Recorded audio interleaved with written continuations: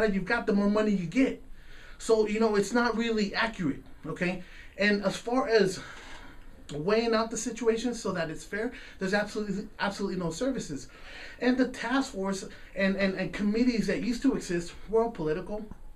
No one really went out there door to door or hung out with the kids or provided a service that was needed. And that's okay. They don't get paid to do that. And I don't either, but it's my choice.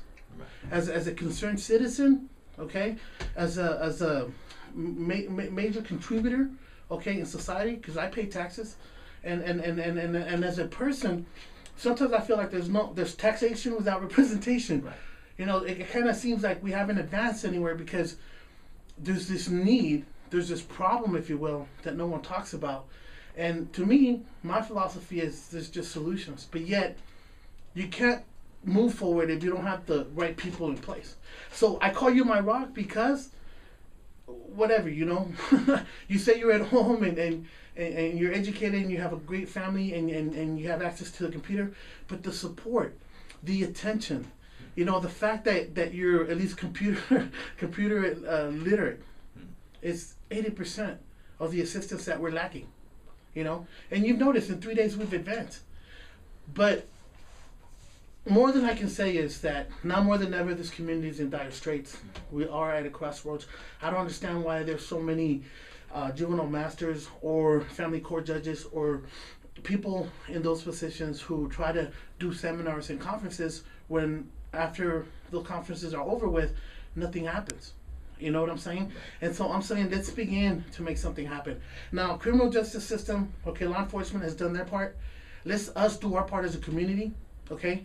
All it takes is a couple of people. Gary, you and I have done a tremendous job already in like 3 days, okay? If we can get somebody with a facility, and if you go downtown, you'll see them everywhere, okay? They're vacant. They're open. Right. Okay, we're a credible nonprofit organization, which means that if you can invest and give back to the community, we'll give you that tax write-off. If you don't want to give us that tax write-off, work with us until we can get the program started to prove that this need is important, that we get the kids in there, that we're doing what we're saying we're doing, so that then we can fundraise the money for you to get paid. All the other organizations that I can mention, as far as the Children's Cabinet, the Boys and Girls Club, they all started the same way. Give us a chance, look into our program, see what we're about. We need volunteers. Without them, we can't do this. However, again, my need is huge. I say mine because I've been there and I can say that. I grew up in the neighborhood. I made the wrong choices. I know where those choices take you.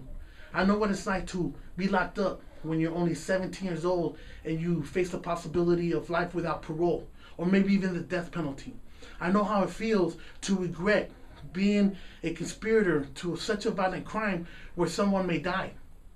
Okay? I know how it feels to just piss your life away totally and not know if you're going to come back. And in between that, you've got 8 months behind bars because you're under isolation thinking if the kid's going to die or not. Will I ever see my parents? Will I ever see freedom? But even so, okay, by the grace of God, I was given a chance. He didn't die. I still went to prison. I paid my dues. I did my time. And yet, when I came out, I'm getting ahead of myself. Inside was the worst. You see movies, you've had nightmares?